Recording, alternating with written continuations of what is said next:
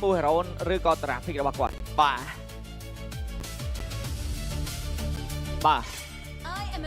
โอ้ฟรียาเตยเลื่อนๆในมาดอง อดเอาเลยจังเอาเลย บ่าแต่ตะกัวเจ้าอย่าท่าเจ๊บ่าซันสล็อตนี่กินสปรายไอ้มวยเยอะมันถือตุ๊กแกเราได้จังเยอะมินสล็อตตะแบนเฟรดเรนนี่นะบ่ายังแบนเฟรดเรนนะฮะไอ้ฟรียาบ่าลูกแค่สปรายมวยกลูเตยแต่ช่วยบ่าเสียโอ้บ่าเสียตายในขี้เนี่ยเฟรดเรนกับพงษ์ทอมในขี้เนี่ยโฟเวียกับพงษ์ทอมในขี้เนี่ยแล้วบ่าเสียนังโฟเวียปีนังแบนมาหน่ะมวยแต่บ่าตุ๊กมันเนี่ยมวยเกเรมอนบ่ามินไอ้สปรายยังแปรปรวนบ้านในพวกบ่ายังแบนเฟรดเรนมินไอ้สปรายยังแปรปรวนบ้านบ่าบ่าเสียตายซอฟเฟรดเหมือนโฟเวีย sorry bà sân chỉ dương bền Fred hỏi dương prai pro mình free vậy, bà dương bền free á, giờ ai prai pro cho mình Fred bán này Fred cái lỗ này, tại nó có cả bác Fred đến chiến tiếc cái giờ đằng này kia, bà Fred đến chẳng có sao chờ ta, bà, đậu sân mà, bà, Fred đến, lên đây, sao phổ vía, Khalid cả sao, Susin, sao chịu sen Urena Leo Cloud បាទសំខាន់ Fovia នៅ បាទ តែបើសិនជាប្រឡែងមានអារម្មណ៍ថា Fovia អាចនឹងចូល CPU double pick សម្រាប់ការដាក់ Harris ហើយនឹង Fovia បងចុះប្រកបលេង Marcel Granger ស៊ូសេនមកបាទអត់ទេណាអូខេរ៉ាបាន Hero សម្រាប់ចិត្តបើគាត់ទេបាទគឺ Juicy បាទយ៉ាសើមិនតន់យកទេរវាងលៀមមកនឹងហាឡៃស្រឡាញ់មួយណាយកមួយនឹងមុនមកគេដាក់ carry ម្ដងទៀតហើយចាំមើលបាទតែ cloud អាចបើអាចដកបានក៏ល្អដូចគ្នា Leo បាទ Leo Khalid និយាយទៅចាំង goal នឹង goal ទៅដើមមុខមួយ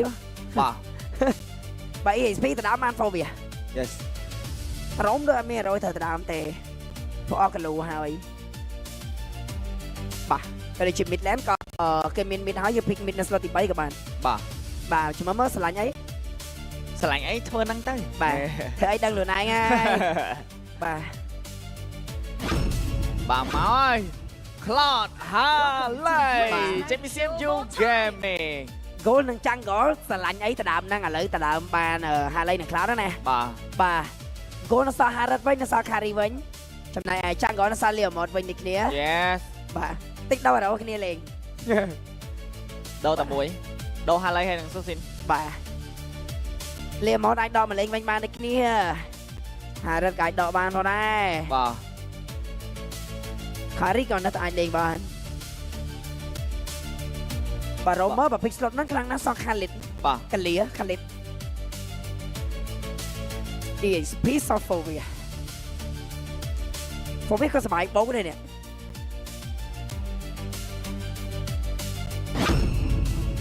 កលៀសូយោចុះមកយកលៀម៉តវ៉ាវមកយកលៀម៉តទេបាទអាយ៉ាចង់លេង Harris អីតែ Harris ហ្នឹងគេបែនតាណា Harris carry Harris Granger carry បា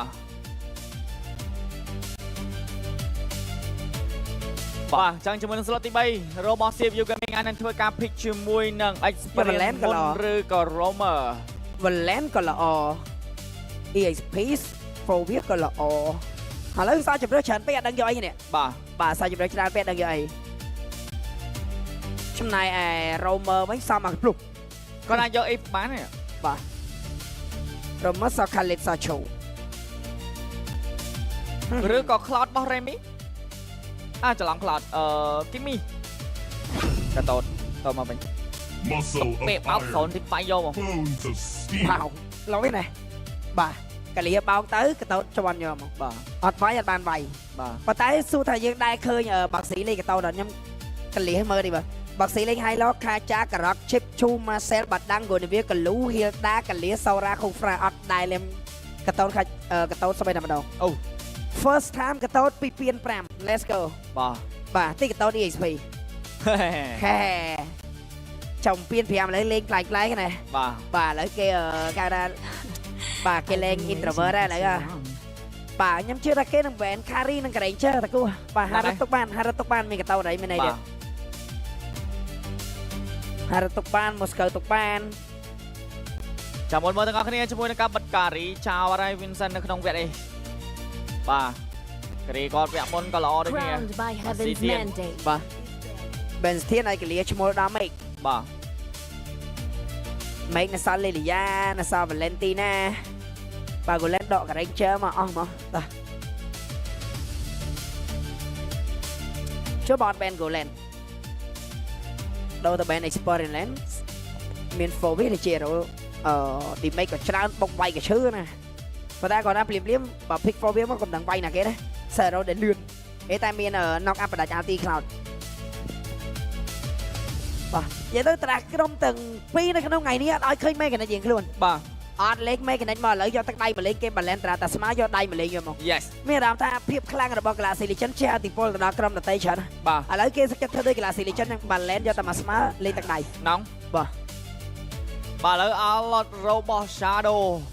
ក៏បានទៅដូចគ្នាបិទ Mahero ទៅ Silent ទាំងសងខាងមិនថា ESP មិនថា Gold បាទខ្ញុំភ្លេចគិតព្រោះដោយសារតែនិយាយហើយថា Alot ហ្នឹងគឺ Shadow គាត់បកកែតែឡើងឈាមមកវិញ បាទ ដែលធ្វើឲ្យ Harley បោកអត់ដាច់ បាទ បាទអញ្ចឹងគាត់ ban export ដែលមាននិស័យឡើងឈាមដើម្បីកុំឲ្យ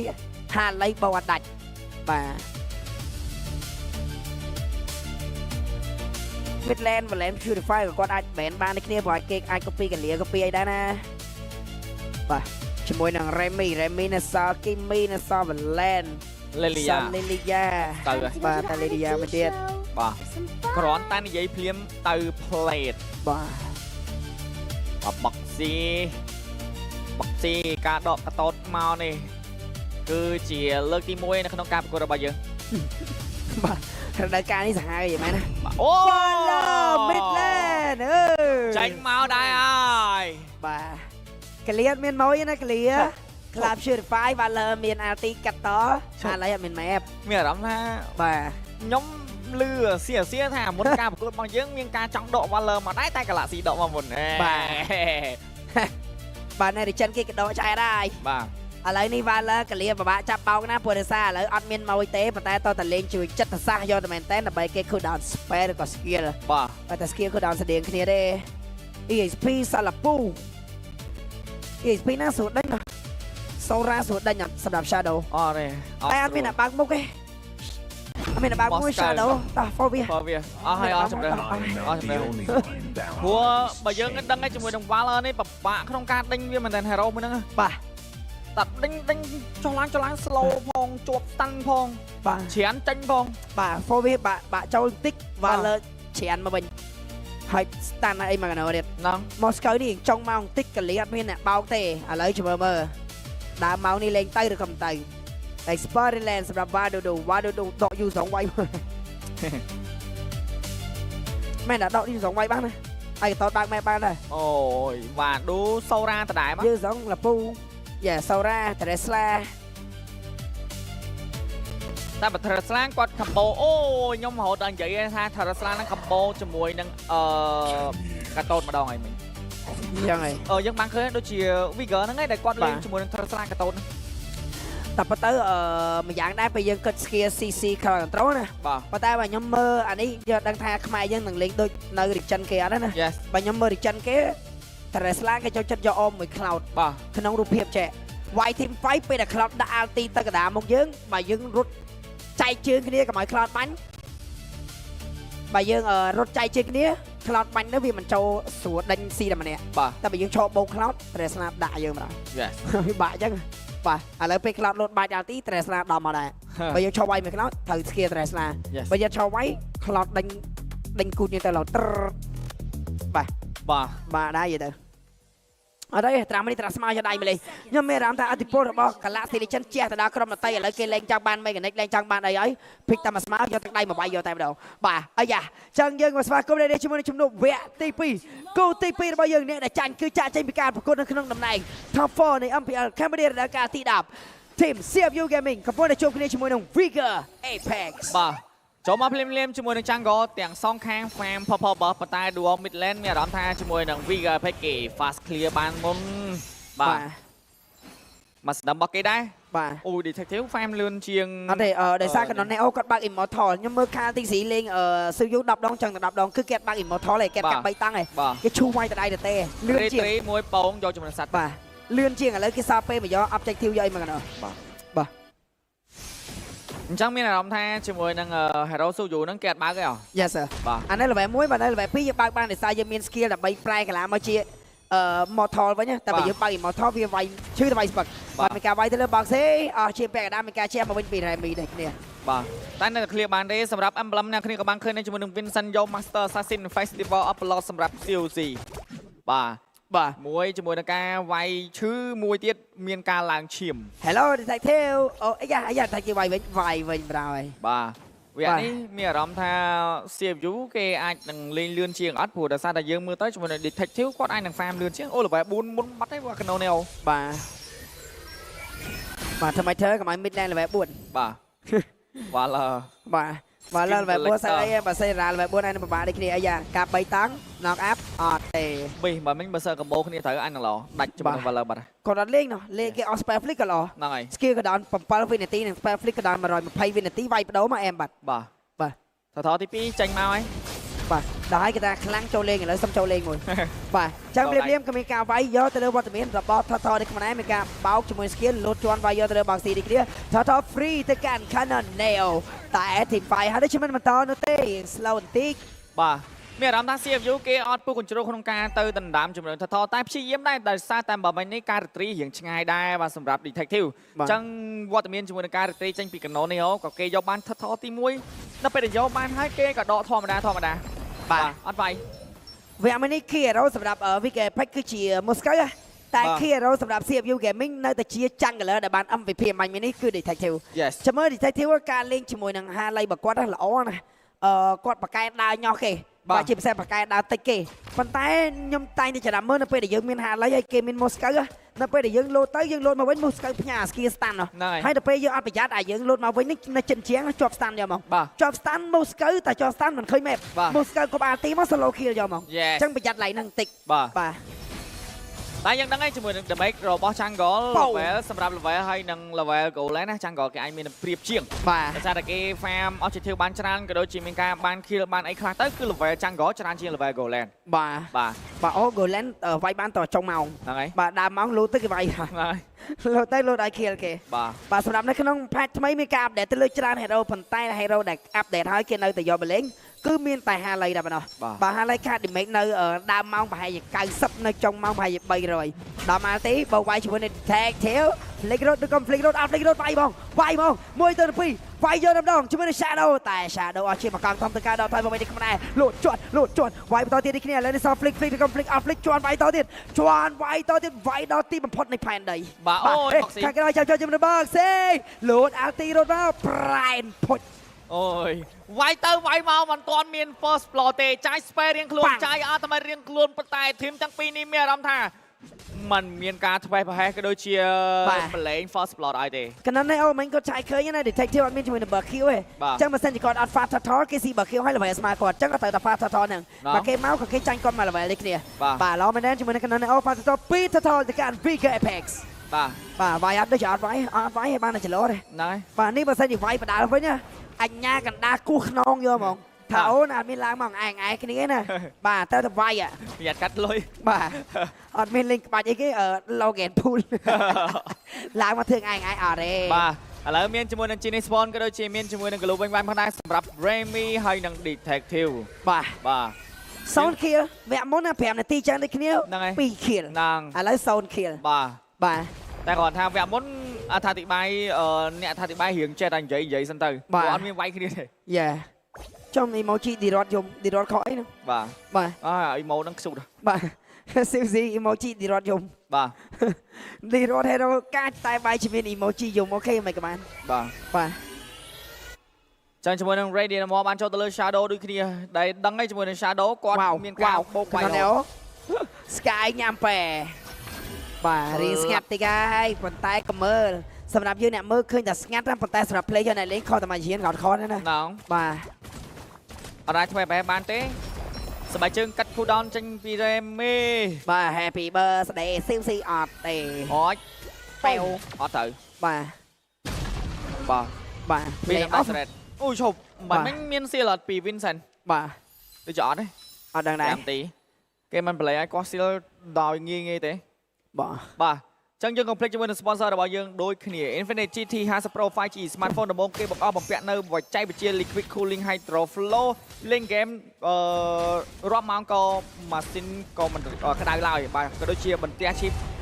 លេង MLB កម្រិតក្នុង144 FPS លេងបានយ៉ាងរលូនមិនធ្លាក់ frame ឡើយឈ្នះគ្រប់ការប្រកួតបាទពីទៅថលហើយដែល CPU Gaming អត់វាយទេ Valor នេះដាក់មកច្រើនគេទៅពេលតែច្រើនគេចេញទៅឆ្ងាយលេងវាយប្រហើយនេះគឺជាថលទី3តើជាមួយនឹងសមាជិករបស់ Vega Apex នៅតែបន្តលេងវាយដែរទេមានការចាប់ map ជាប់លើ Shadow បោក Shadow មុនកុំយ៉ាងណាវាយមួយទៅ2រ៉ាមានអាការនេះគ្នា Shadow ផងខ្លួនមួយទៅ3ទៅ4 Shadow ផងឲ្យលោតវាយទៅម្ដងតែមានការជួយចាយ Flick ពី Shadow កាត់ត skill ទៅលើ Box CC យ៉ាងភ្លឹងតែម្ដងបាទណាតែការក្រោយជាមានការ solo kill ទៅលើថលនេះគ្នាលោតជាន់ដល់ជាមួយនឹង Box C First Blood ចូលទៅកាន់ Shadow នេះគ្នា3ថលចូលទៅកាន់ Vega Apex ធ្វើការចាយ Flick បោកយកទៅលើ Vadu មានការចូលមកដាក់2 skill កាប់ទៅលើ Detective បាទ Detective មានការវាយទៅលើ Vadu ដាក់ទី Flick មក Flick វាយគឺ Flick រត់ក៏រួចនេះគ្នា Double kill 20 stack Sky Super ចូលទៅកាន់ Cannon Nail បាទស្ទើបតែ surprise ជាមួយនឹងថ្មីក្តៅហុយគាត់យកប៉មទី1ដែលតែគាត់ទុក experiment នៅក្រោយប៉មដើម្បីវាយសងខាងយកប៉មទី1នេះបានឬក៏មិនបាន Shadow ទៅការដល់ថយប៉មទី1មីតបានទៅលើ Vega Apex បាទអូយស្ទើបតែទិញរបស់ថ្មីមក Sky Pacer surprise ដាក់យកបុកខៀល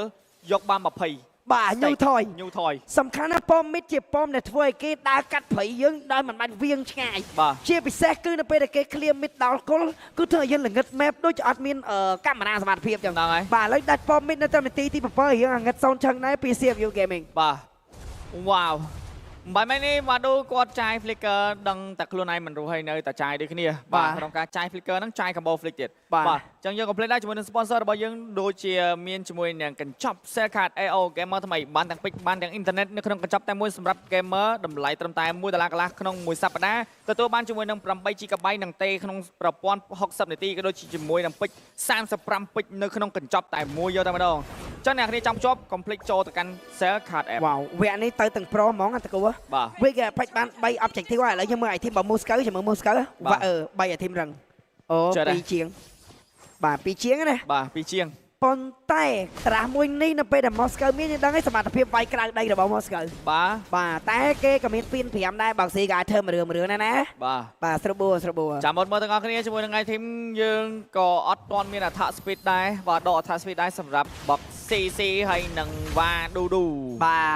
ទដល់មិនអាចមានទាំងសងខាងទៅនិយាយចេញមកហ្មងបាទការ data speed ក៏មាននៅកាន់ box C ដូចគ្នាហើយឥឡូវទៅការកត់ពី detective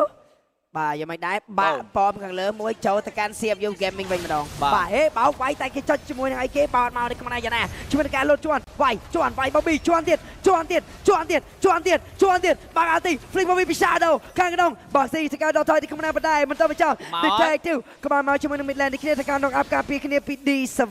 បាទតិចពិបាកសម្រាប់ Vega Apex វាយគេ4-5វាយមិនឈ្នះគេវាយមិនបាន kill ក៏ដូចជាមានការដកថយមកដូចគ្នាមិនបាញ់យើងក៏បានឃើញហើយជាមួយនឹង detective គាត់ clear ជាមួយនឹង lane លើយកបាន tier 1 ហើយបន្ទាប់មកយកជាមួយនឹង orange បើបន្ថែមទៀតប៉ុណ្ណេះបើសិនជាវគ្គមួយនេះការអស់បន្លាយពេលវេលាកាន់តែយូរD7 អត់មាន skill ទេណាបាទអាយ៉ា D7 អត់មាន RT ទេតែបាទដូក៏អត់មាន RT ដូចគ្នាវាយអត់លើ Bobby ជាប់តែម្នាក់តែបណ្ដោះពី Shadow ក៏មាន flick ដែរអាយ៉ាវាយឬក៏មិនវាយVega Apex អាយ៉ាមានការតិចញ៉ោពី detective មកក្រោយនេះខ្មែរមួយតង់លេងនេះគ្នាមានការបុកប៊ីលេងមួយនេះគ្នាមួយធ្ងន់ជាប់នេះខ្មែរបោកសៀមាន RT ទេតែបើឌូមាន RT ប្រយ័ត្នទាំងអស់គ្នាគេមានហើយបាទបងបាទ reset ដឹងអត់បាទខ្ញុំគាត់ថា follow មិនទាន់ទេបាទដឹងហើយបាទ3-6ឃើញហើយបាទអូខេ Lord Minister ទៅ free ចាំមើលចូលតទៅក៏មិនទាន់បាទអត់ឃើញឈាមឡតទេឃើញឡត Lord 1 3 total ទៅកាន់ Vega Apex បាទខ្ញុំមានអារម្មណ៍ថាជាមួយនឹង CPU Gaming ទោះបីជាការគ្របដណ្ដប់សម្រាប់ Vega Apex ប៉ុន្តែក៏អត់នេះណាក៏អត់ព្យាយាមក្នុងការកថែ Lord ទេណាបាទត្រូវប្រឡែងគឺគ្នាគាត់ដកទាំងអស់យកមកបាទអត់មានណាឲ្យទៅមើលអីចេះអត់មានបញ្ហាទេសម្រាប់ CPU Gaming គេចាំតែចង់មកតែម្ដងក្នុងការឲ្យជាមួយនឹង COC មាន item ក៏ដូចជាយើងមើលជាមួយនឹង Vincent ក៏គាត់រងចាំនាទីចង់មកដូចគ្នាបាទ បាទចង់មកដឹងឯងសំខាន់ចង់មក Moscow ឯងនឹង Steel ប៉ុន្តែកុំភ្លេចមើលជាមួយ Detective ដូចគ្នាបាទចាំមើលជាមួយនឹង Almal Detective តើអាចតិចជាមួយនឹង Moscow របស់ Vincent បានដែរឬទេបាទវាធូររ៉េតយកបានពី Vega Epic ទៅកាន់ Save You Gaming បាទ Lord Mini គឺគាត់ពជាបានយូរមែនតើ Lord ចេញខាងក្រោមប៉ុន្តែគាត់ប្រើ Go Super Minion Pressure បុកយកលុយនៅខាងលើក៏ដូចជាភ័យរបស់គេហើយនឹង Mid Lane ដូចគ្នាបាទគាត់ប្រើ Lord នេះឲ្យអស់ថ្លៃតែម្ដងបាទគ្រាន់តែទិញមក Lord នេះទិញមកមួយទឹកទេប៉ុន្តែប្រើរហូតដល់បាក់ Lord ទី2មកមិនបោះចោលណងបាទចឹង clear lane បានធម្មតាទេប៉ុន្តែបាត់បង់ជាមួយនឹង Tier 2 trade នៅខាងផ្លូវ top lane ដូចជារៀងធ្ងន់ដែរសម្រាប់ Go វិញ lead 3.5k បន្ទុក kill 3 ទល់នឹង 0 តែប៉ុណ្ណោះវគ្គមួយនេះតើមានរូបភាពវាយគ្នាដើម្បីយកជាមួយនឹង kill ច្រើនដើម្បីឲ្យមានការ shut down ដែរទេគេអូយសំតាមមក flick បោកចាប់យកជាមួយនឹងកណ្ដោះកាប់ stand កាប់អត់ដាច់ជាមួយនឹង bottom mid របស់ Detective ទេដល់បីតាំងពីបាដូតែយ៉ាងណាវិញនៅសារតែ defend តែជាមួយនឹង Vincent តកាដកថយយម្ដងវាយក្រៅដីលេងមិនទាន់ Save You Gaming នោះទេបាទមានអារម្មណ៍ថាជាមួយនឹងការ combo skill ចេញពី Save You Gaming បានល្អខ្លាំងតែក្នុងការប្រធាក់គ្នាម្នាក់ម្តងយកតែម្ដងបាទវ៉ាឌូលុំម្ដងជាមួយនឹង box CC លុំម្ដងយកបានជាមួយនឹង Tier 2 turret ដល់ mid lane ទៀតបាទក៏ដូចជា3ខៀចូលក្នុងដៃ Save You Gaming គឺលឿនខ្លាំងដែរអូយ Vincent ណែជាប់ stand ពី Detective តែក៏មិនមានអ្នកតាមរបស់នេះខ្ញុំមិនដឹងថាពេល Vincent មានណាស់យកបានប៉ម mid lane ដែលជាប៉មទី3ពី Save You Gaming ទៅការដកថយមួយមីនៀនលើអញវាយដាច់ប៉មដែរទេមីនៀនលើអត់ដាច់អូគេដល់ទៅផ្ទះអត់ឲ្យទៅផ្ទះដាច់ we can go អូយមានអារម្មណ៍ថា Save You ធ្វើតែមួយរឿងទៀតហើយបងប្រុស 4k gold មែនសប្200យ៉ាបាទសោះ53លើ53បាទគេ lead 3 kill មុនមែនយក3 kill មកស្មើមកវិញតែម្ដង3ថាធម៌មកឡតមែនឥឡូវស្ងាត់ជ្រាបបាទធ្វើតែមួយរឿងអូយវ៉ាវពី Save You Gaming ណាយើងដឹងហើយជាមួយនឹងការចូលទៅ content ដោយ objective មួយណាក៏ដោយថាធឬក៏ឡតបាទ Save You បើថាគេអត់ចូលសោះហ្មងគេទន្ទឹងចង់ម៉ោងនៅក្នុងការយកឱកាសល្អបានតិចសម្រាប់ពួកគាត់គឺគាត់អាចនឹងធ្វើការ swing go ក៏ដូចជាយកជាមួយនឹងគ្នាមកវិញបានដូចគ្នាតែមិញមើល map រហូតថាពួកគាត់អត់ចង់លេងទេឡតហ្នឹងគាត់អត់ចង់អមទេ3នាក់នៅខាងលើនេះប៉ុន្តែ2នាក់ទៀតនៅឈរចិត្តឡតបន្ទាប់មករ៉ាគាត់រៀងឆ្ងាញ់ពេកឃើញ stack មិនបើចិត្តពេញលេងស្រាប់តែលើក box ស៊ីមានណា box ស៊ីក៏អត់ចង់វាយដែរធ្វើជារត់ឲ្យគេវាយ free Detective មកបង្កើតរឿងយកមកហើយបាទបង្កើតរឿងគាត់នៅច្រេមច្រំជន់ចានជ្រក់នៅក្បែរគ្នាបាទឌូហក់11កលាប់កាប់ផ្កាវិញហ្នឹងបាទចង់ cover ហ៎ zone team fight ពី box ស៊ីមកតង់ទៀតបាទមួយបាទសមាជិក Save You Gaming គឺលេងស្រស់គ្នាបានល្អមែនតើអ្នកនរអគ្នា mini map ហើយយ៉ាមានការវាយពីក្រោយដែរទេជាមួយនឹង Waterman របស់ Detective ដែលការគប់បោកវាយជាមួយនឹង Shadow តែជាមួយនឹង Detective free kill សម្រាប់ទៅលើ Canal មិនដែរជាងដែរ Canal ឡើងជាបន្តជាមួយនឹង skill ទី1ទាន់តែនៅកំពុងបាត់បង់ Shadow បាត់បង់ Vincent បាត់បង់ទាំង D7 គេវាយ mid lane ទៅម្ដង Minion មានតែមួយទេឈៀលវាយឡតឬយ៉ាងណា Minion មក Well ទៀតបង Minion មក Well ទៀតនៅសល់2នាក់ទប់ជាប់ប្រកជាប់ពី Ra ហើយនឹង Canon Neo มันមាន damage clear Minion នោះទេឱកាសវាយផ្ទះ free ពី CLC can they end the game វាយផ្ទះជ័យជំនះ2-0ជាបណ្ដោះអាសន្នគឺបានទៅលើ Save You Gaming អើយមករឿងពី